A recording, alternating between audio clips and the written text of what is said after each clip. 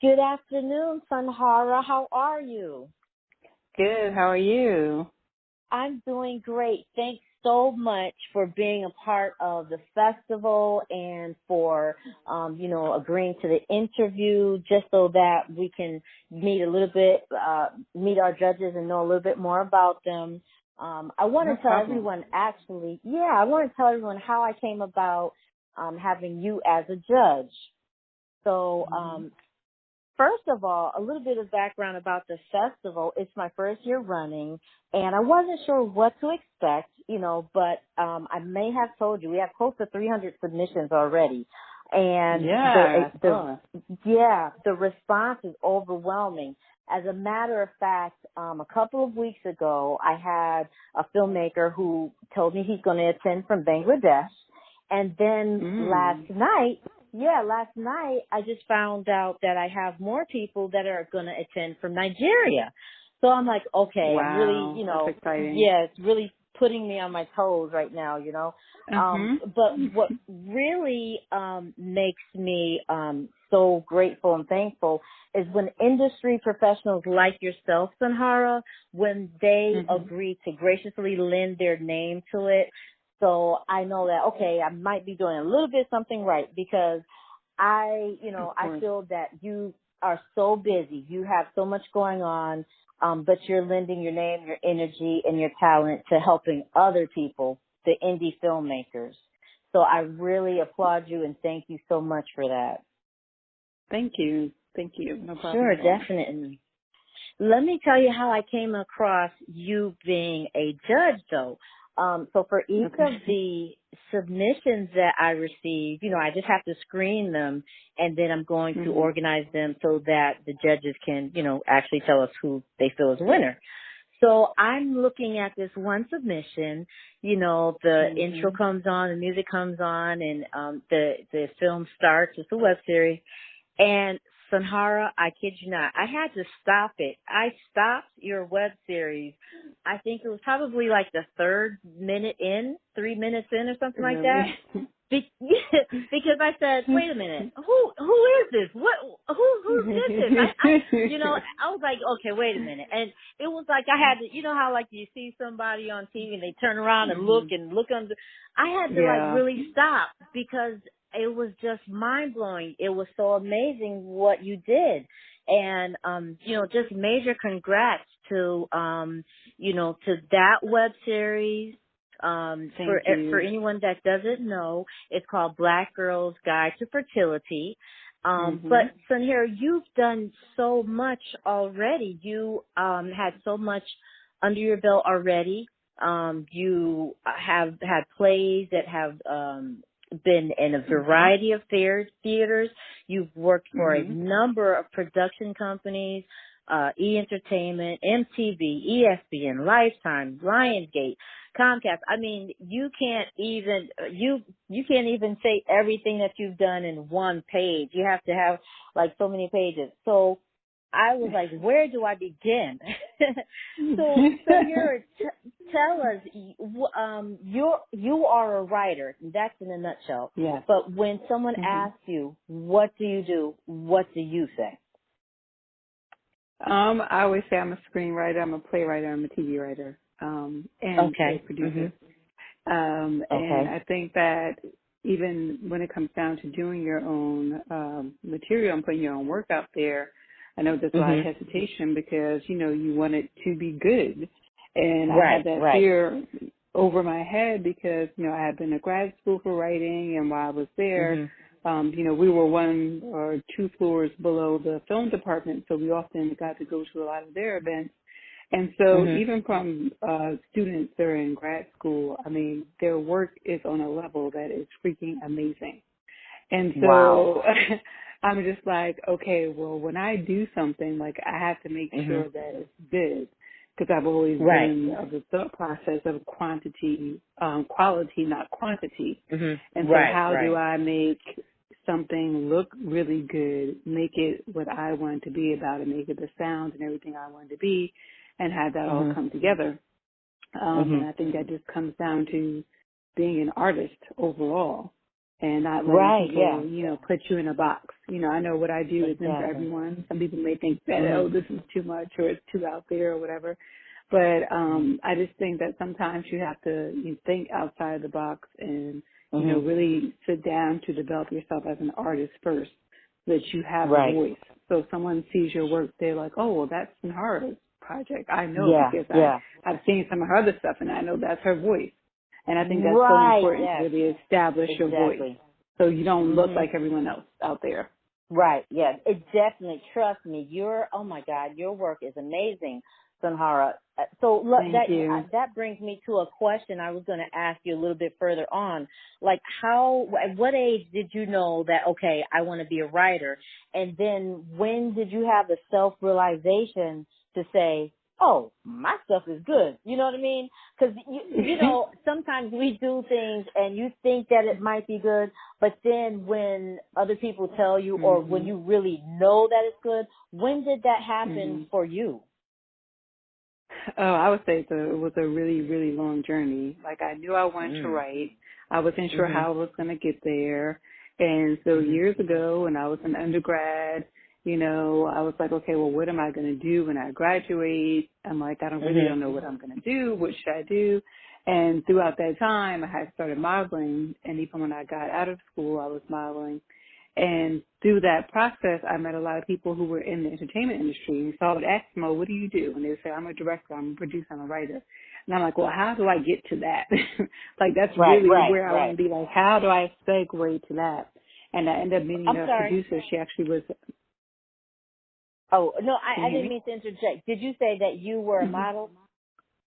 Yes. You know what? And Sonhara, are you looking at my interview questions? Because no. I was going to say, for anyone that has not seen your pictures, you are beautiful. And, thank you. I was going to ask you, when you were in school writing, were there any other options as far as a career for you? Because, or I was going to ask you, have you modeled? But you already answered that. And you said, you met a lot of people through that. Yeah, so even when I was in high school and stuff, and because I lived in New York, I'm from New Rochelle, New York, and so, going to the city, we were a hop, skip, and a jump away from getting into the city. And so every time I would go, there was always people who would say, oh, you should model. And then I had family and friends who would kind of like push me towards that way. And so that's what I did for several years. And I was like, okay, this is not really what I really want to do. Like, I want to be behind the scenes. I really want to write. How do I get to that? But having those experiences, help to give me stories. So I was kind of like jotting those down. And I met a producer who lived in Canada at the time. And so I was talking to her, and I was like, hey, this is what I really want to do. Like, how do I get out of this lane and get to this lane? And she was like, you just need to, she's like, you just need to start working in the business. And she's like, listen, so everyone wants to be a writer. Everyone wants to be in the industry. Just start from the ground up. Like, go work as a PA. And when she said it to me, like, it sounded so mean, but I know it really was the best advice, because I meet people every day like, oh, I want to write. I want to do this, I want to do that. And I'm like, well, what have you done? Like, have you tried to get into the business? Have you tried to do anything? And so her advice was really sound advice, although it sounded mean at the time. So that's what I started doing. I started working as a PA, and, I worked my way up, and then I moved down to Atlanta, and I was working for Tyler Perry Studios for a while. And that's how I ended up meeting my producer, who worked on How Things Come Full Circle. That's how I ended up meeting my producer, who worked on the web series with me, Carmen Jones. And we had kept in touch. Even after we left the studio, we both kept in touch. And so just to backtrack, after I left the studio, I went to grad school. I moved back to New York. I went to grad school at NYU, and it really was there, because that's all we did for 2 years was write every single day. Really? Right? We had so many writing assignments, I couldn't even think. I had time to do nothing else but write. And it wasn't until I was there that I really started to get confidence as a writer and have confidence in my voice. And just, having professors to be like, your voice is unique. Like, don't try to go into this lane. Don't try to go into that lane. Where you are, like, you're creating like a niche for yourself. stay there. Like your voice is good.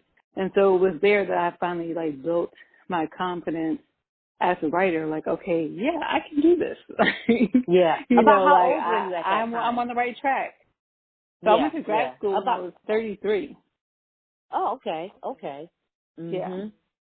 So, and so if you thought you were passionate about writing, you knew you were passionate after writing every day in grad school, right? Exactly. And I was just like, okay, even with going to grad school, I was like dragging my feet. I'm like, oh, you know, I don't know if I want to go. I think I'm just going to keep on working. And my husband was like, no, you need to go. This is what you've always been wanting to do. And for anyone who's worked in production is for long hours. So you don't really have that much time to do anything else. And so even my writing time was limited. I could write it on a Saturday, I could write it on Sunday, or we get an hour in here, hour in there. My husband was like, no, you need to go, you need to go back to school. Take half that time, spend that time, and just go and start perfecting your craft and do what it is that you want to do. So I'm saying a long journey to me getting to that point, because you're going from really the age of like 19 or so to 33 when I went back to school. So I'm looking at your, and I don't mean to interrupt. I'm looking at your bio, Sonhara, and so when you're saying that when you were a producer's assistant, when you were a PA on all of the different, you went to grad school after that. Yes, I went to grad school after all of that stuff. Yeah. Okay. After I worked. Yeah, I see. So I'm just going to name some of the projects that you worked on: Addicted, Good Deeds, For Better or Worse, Medea's Big Happy Family, House of Payne, and Four Color Girls. So you did all that. And I wrote an episode for House of Payne as well. Yes, I see. No More Pain. So was that before grad school as well? That was before grad school, because after that I was like, you know, I really was trying to decide if I'm going to move to California or because there's no writing jobs in Atlanta, unfortunately. You know, you may have a few that pop up here and there, more on the low budget side, which is nothing wrong with that at all. But I think in terms of really establishing yourself as a writer, and to be taken seriously, you know, in the Hollywood sector, you know, you need to get staffed onto a really good show, you know, to have longevity, you know, in this business. And so I was like, well, what am I going to do? Do I leave Atlanta? Do I keep working in production? That's how the whole grad school thing came about. I was like, I'm just going to go back to school and go that route. For those that don't know, and for myself too, because I, you know, if you made it to the point of, okay, you wrote an episode for House of Payne, so you're saying that, because I know you are a freelance writer, so that does not guarantee like anything further in the future. Can you explain that? It doesn't guarantee. And then one of the things at the time, which I don't know if they've changed their trajectory. So at the time, because I wrote that episode and after that I joined the Writers Guild. After that happened, the writers they were hiring at Tyler Perry Studios were not Guild writers. And so even moving forward, if they were to hire me, which that conversation was had, I could not participate because I was part of the Writers Guild. Oh, I see what you're saying. So it was kind of like I didn't really have many options left if I wanted to stay here and pursue a career as a writer, because I was part of the Guild. And I don't know how many other shows here are Guild or not. I know Bounce TV has like a show. I don't know if they're Guild or not. But most, majority of TV shows are part of the Writers Guild. So you have to be a member, and that studio has to actually, you know, be a member as well. Hire Guild members, Okay. Now, hey, you know what? Let me ask you this. Seeing that you wrote for House of Payne, how was it working at Tyler Perry? Can't even talk. Tyler Perry Studios. And how was it working for Tyler Perry? I know a lot of people ask you that.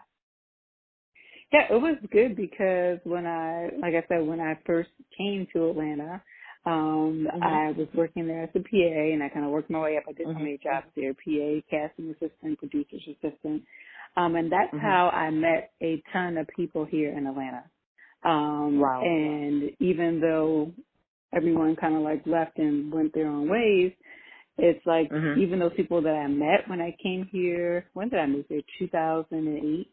Even the people that I came here and I met that I met at the studio, like we're still in contact to this day. You know, and they've gone on to work for, you know, big shows and the big feature films and stuff like that. And so for me coming here and meeting all these people, I feel like I was in the right place at the right time. You know. Exactly. Wow. I didn't realize it was so recent. Well, you know, not recent, but 2008, you know, still. Yeah. Wow. So that wasn't too long ago. You know what I mean? So wow. Yeah. And then I see that you were a casting assistant for Teen Wolf. Yep. You did extra casting assistant for Meet the Browns, Tyler Perry Talk Show, Stomp the Yard. She was a production assistant for House of Payne, Clean House on E! Entertainment, Newsmakers. So you really have, like you said, you really put in the work, your due diligence, you know, to get where you are. You know what I mean? So that's so impressive. And I will tell you, Sonhara, you know, I met a lot of people, and you know, a lot of things don't excite me, but I was so excited to just meet you and talk to you because of the things that you've accomplished. Yeah, definitely. And then seeing that you are a female in the industry, I think I may have mentioned, you know, the conversation came up about females being in the entertainment industry, and I thought of you, you know, especially because of, you know, everything that I see that you've accomplished. Your plays have been workshopped at different theaters. I see that you even implemented the first ever Black History Month celebration when you were in school. Yes. Through art. How did you do that? Well, essentially, we didn't have a lot of Black speakers that would come to the school, and it's kind of weird because NYU is a huge institution. And so I went to the chair of our department and I said, hey, you know, what's going on? Do something. Yeah. And I don't know if you realized or not, but, you know, every time we have a speaker that comes to our department, they don't look like me. And, you know, I really would like to. And I said, there's nothing wrong with that. I said, but at the same time, you know, there are Black students here. And how do we represent that voice all the way around? You know, can we get speakers to come in? You know, can we do things to highlight, you know, some of the Black writers here? And so at the end of that conversation, he was like, well, we don't have the money to do it, but if you want to do something during maybe in February, you know, if you put it all together, we'll back you. And I was like, okay. Oh, wow. So that's essentially awesome. that's what I did. I put everything together. Wow. We had events. We had speakers come in, and then we had there were 6 Black writers from our class, and I went to each of them. I said, "Hey, does anyone have anything they want to present during this month? Because I want to be able to highlight us as well." And so, out of the 6, it was 4 of us who presented our work. So it was me and 3 other writers. So every weekend during that month, we went to theater at the school. Obviously, the school paid for it. But we would use the theater at the school, and they would put their work up and invite people. Invite people from the industry, invite family, friends, all that stuff, and come out. And really use it as a way to say, hey, we're here too. Right. That is so amazing. That's amazing. Yeah. That's wonderful, Sonhara. Let me ask you this. When you went to school, when you went back to grad school, were your peers or your fellow classmates aware of the experience that you already had? And did you use that as, you know, building blocks? Or were they aware of, like, your successes that you have had up until that point? Some of them, not that I went around talking about it, but when we first went to our orientations and stuff like that, you had to kind of go around and say what your experiences were, had you worked in the industry before, and kind of just introduce yourself. And so people that I ended up, because a lot of our classes were mixed, Some are with grad students, and some are with students in other departments. And so the people that I actually had classes with, they were more so aware because we went on to have further in-depth conversations. But as a whole, I didn't go around telling people, Hey, guess what I did? Yeah, exactly. Because you have people who were in the Army who, wanted to write and came straight from the Army to grad school. You have people who came from the corporate world, who always wanted to write, who came to grad school. So everyone had, I would say, pretty much a different background. And then there were some people like me who worked in the industry, and some who actually had went to film school, but they didn't develop their voice as a writer. And so they were like, hey, I need to be here so I can actually write. So, yeah. Right, I see what you're saying. Right. Let me ask you, Sonhara, who are some of your influences that, inspire you to create projects or just, inspire you to just, go up another level? And also, who are some people that you've worked with that are memorable, that inspire you? That's a good question. Well, in terms of writers, August Wilson, he's like my favorite writer ever. I'm always inspired, and he's a theater writer. He's deceased. But everything that he's written for theater is just freaking amazing. And so I'm always inspired when I read his stuff. And then as of late, there's a poet named Danez Smith. He wrote a poetry book called Don't Call Us Dead. And I've read this book like 5 times, and it's freaking amazing. And every time I read it, I like to read stuff and read other people's scripts where I'm inspired to go write. I don't want to just read something or see something like, oh, that was good. I feel like work should inspire you, not to go write the same thing you're writing, but other people's work should be that good that it inspires you to go back and finish your project or to go back and finish whatever you're working on. So in terms of writing, those are 2 people that I literally love their work. In terms of style and directing, Barry Jenkins, I just have been studying his stuff. And you said Barry Jenkins? Grabs and Barry Jenkins, yeah. So he did Moonlight, and then he just, what was the movie he did this year? Now I literally just cannot remember. But it was a James Baldwin, James Baldwin book.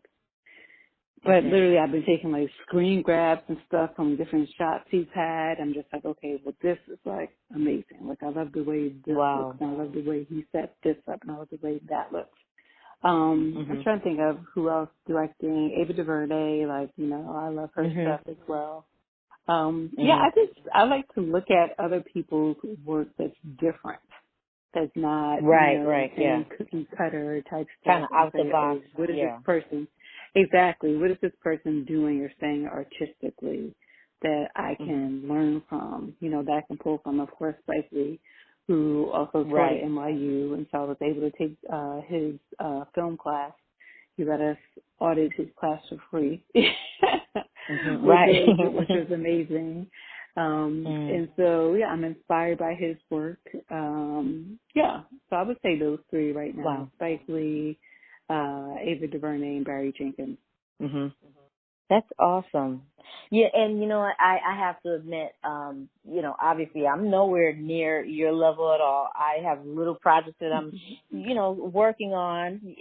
I got sidetracked by the festival, but when I saw your web series, that's how I felt about looking at your work. You know what I mean? That made me want to jump up. Yeah, it made me want to jump up and say, okay, you know what? I have to do something. I need to do more.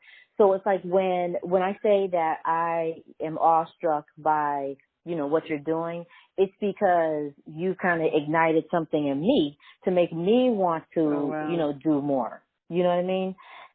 So for you, yeah, definitely. So for you, what do you see yourself, or where do you see yourself going next? Because I see that you already do coach people. You do have your podcast, and we didn't even we didn't touch on Black Girls Guide to Fertility too much, but that's one of your current projects. Can you tell us how that came about?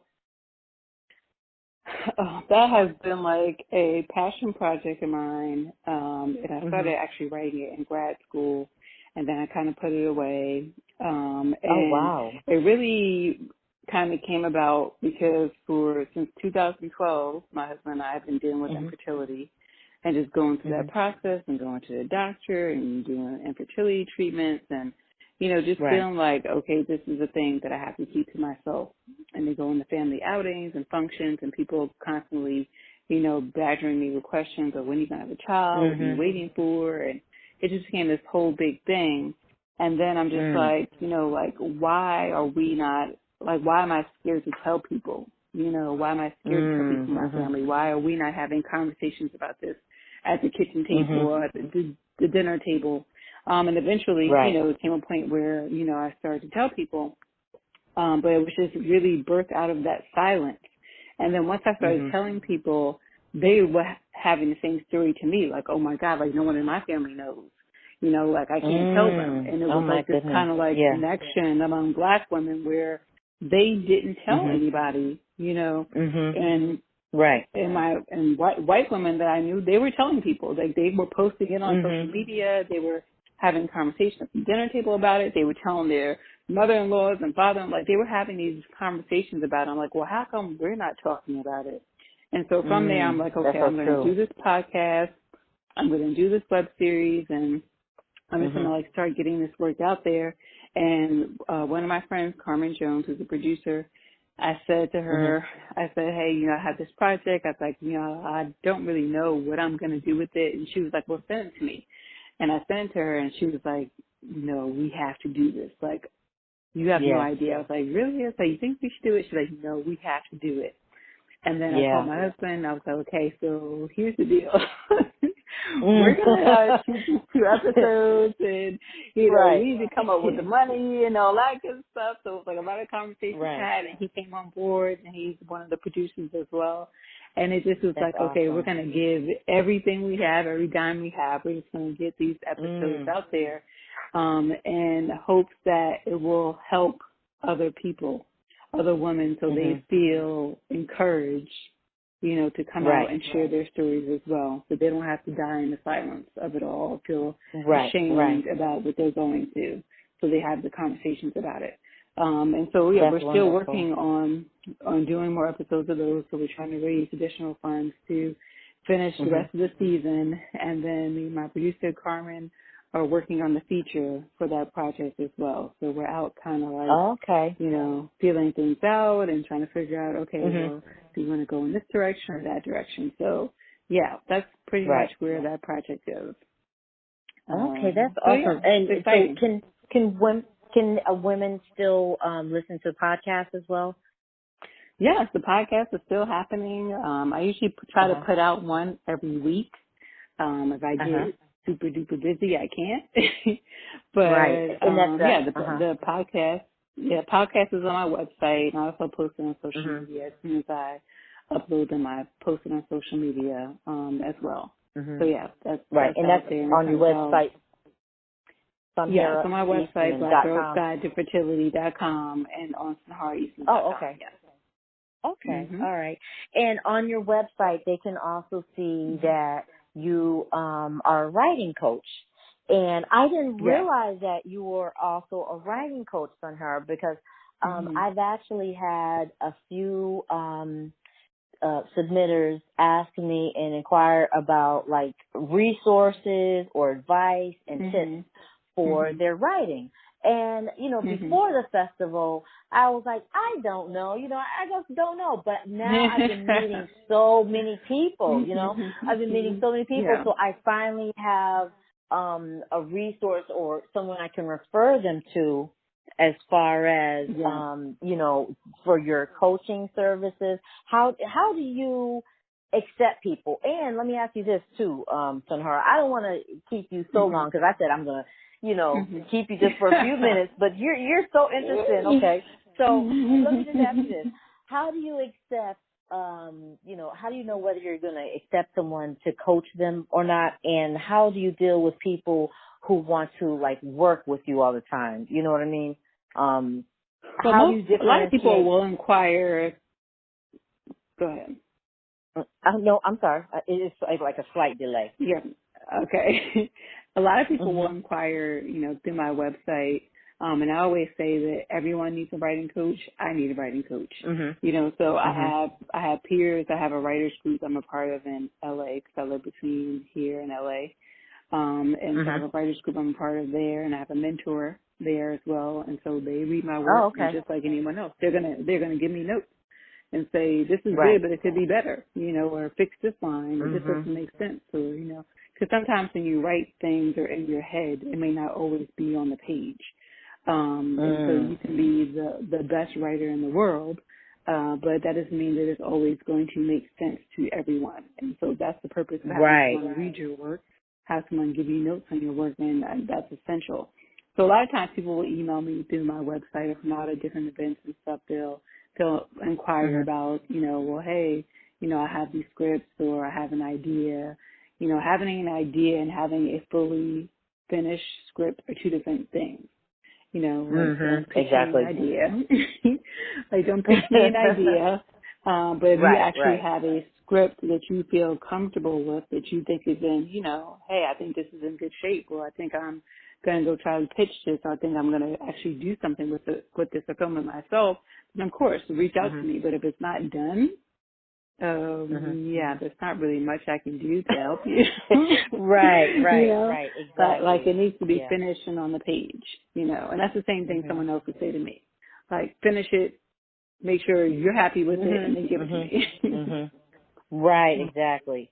So, how long, what is the average amount of time that you work with someone? Do you work with them until that particular script is done, or do you just like work with them in general, or how does that work as a writing coach? I mean, sometimes it's just, they just want advice on the script, or they just want, hey, I have a TV pilot, it's 30 pages or 32 pages, can you read it and let me know what your thoughts are? And so there's something like that. I'll either write out my thoughts and say, well, here's a write-up of, what I think. Again, this is my opinion, but here are things that I feel that you have as bonuses that I think are good about the script, and here are things I think that are weak about the script and could be improved. And so it can go like that, where I actually write up notes, so some people prefer to have a phone call about it. So we can either do a Skype call, or we can actually be on the phone going like page by page, you this is what I thought on page 1. Yeah, this is what I thought on page 2. Because I think sometimes, and even when people give me notes, it will just be like a paragraph of, this is good, fix X, Y, and Z. And when you have something, if you have a script that's 60 pages, it's an hour drama, and someone's writing you a paragraph of notes, it's kind of like, well, how do I know where I'm supposed to go back and tackle? What's the most important thing to go back and tackle? So sometimes when you're going through something with someone, you're going through it page by page, it's much easier. It's much easier when you actually go back to rewrite it. Exactly. Versus, just a paragraph summary. Which is still helpful, but it's just kind of like, well, how do I, where do I more start? details? Exactly. And some people, I guess everyone learns differently. So for some people, they need that extra little, the detailed information. I see exactly what you're saying. I see, Sonhara, that you are part of a few different organizations and affiliations, which include the WGA East, the Dramatists Guild, Women in Film, Film Independent, and Working Title Playwright. So could you, or what resources or what organizations would you refer to a writer who wants to take their career that step above, or that to that next level rather? So if you're a playwright, the two organizations that I belong to, the Dramatists Guild and Working Title Playwright. So the Dramatists Guild is more, I would say, in line with the Writers Guild. but it's for playwrights specifically. And so it's a national organization. And so, they'll help you. They'll send you emails and stuff for things, for grants for you to apply to, because a lot of playwrights don't make any money. And I don't think that's a secret. But playwrights typically don't make money. And so if you're a member of the Dramatist Guild, which I joined them when I was in grad school, so I had a professor who was on the board. And so he kind of like got us all in he got us all into the Dramatist Guild. But if you're a playwright, they have things specific in different events, which unfortunately a lot of them take place in New York, so you don't have the ability to get there and get to events that may be a little bit more difficult. But they also have things on their website, and they do have things that do happen here locally in Atlanta. But a lot of things that are beneficial, that I find beneficial through the Dramatist Guild, is when they post about grants, when they post about submissions for playwrights to submit to. So that's one thing. And then locally here in Atlanta, Work Entitled Playwrights, it's a playwriting organization. And so they workshopped my work before. And so essentially they want to help writers. They want to help writers who live and who are local to Atlanta. And so if you're a playwright and you have work that you want to submit, you can do so. And then every Monday night, which they have Monday night critique, you can go to their organization if you're a member, and they actually read your work out loud. They have actors come in. Oh, wow. And read your work out loud. Wow. Okay. And that's for playwrights. So if you're a playwright and you're in Atlanta, look up Work Entitled Playwrights. To become a member, I think their membership is $125 for the year, which isn't a lot at all. And they're a nonprofit as well. So those are two organizations for playwrights. In the Writers Guild, you have to actually write on a network show or a show that's on cable or any show that's recognized by the Guild in order to join the Writers Guild. Okay, awesome. Sonhara, you are just so packed full of information, and, you're just so inspiring. Where do you see yourself in the future? Yeah, definitely. What do you see yourself doing in the future? Definitely creating more of my own work, and directing as well, and doing more producing, and just really getting my work out there, as opposed to, I think we're always so scared, oh, how are we going to raise the money for this? How are we going to do this? How are we going to do that? But I feel there are people out there, and I think once you do, although I had to invest in the Black Girl side myself, me and my husband, once you do your first project, I think that opens up doors, because I've gotten a lot of feedback from people. I've gotten a lot of phone calls from people who are interested in helping or who want to do things and who want to collaborate on a bigger scale. So where I see myself in the future is really developing more of my projects and getting it out there, whether it's my features or my full-length TV shows, but developing those more and getting them out there so that they can be seen. Definitely. Well, you are definitely the one to watch, Sonhara. I mean, thank you. For a fact. We know that for a fact. I want to thank you so much again, Sonhara, for your taking out the time, sending us your positive energy, and lending your name to the festival. I'm so excited that I actually have a few people that sent in some screenplays, so I'm so excited to just, be able to refer them to someone in the industry who knows, what they should do, where they should be going, and also to find out that you're a writer's coach to offer your services. So that's amazing. Yeah. Should I just direct people to your website? Yes, they can go straight to my website. They can go straight to my website, sonharaeastman.com. And if they're interested in getting feedback on their work, they can email me directly through there. Do not send me your script. Email me first. Please don't send her your script, because you will. Yeah, it will be exactly. Do not send me your script. I can imagine. You can email me through there, and then we can set up a time to talk about it and see where you are in the development of your story, if you're actually ready to get notes on it. Because I don't want to waste anyone's time or have someone pay for something and they're not really at the stage where they need notes, Right, exactly. Okay, well, I really appreciate you, Sonhara, and we're looking forward to talking to you more. And I just can't wait to see what else you will, have to offer as far as your web series and everything else is concerned. We'll just be looking out for you. Thank you so much. Thank you so much. Thank you. Have a good one. All right. You too.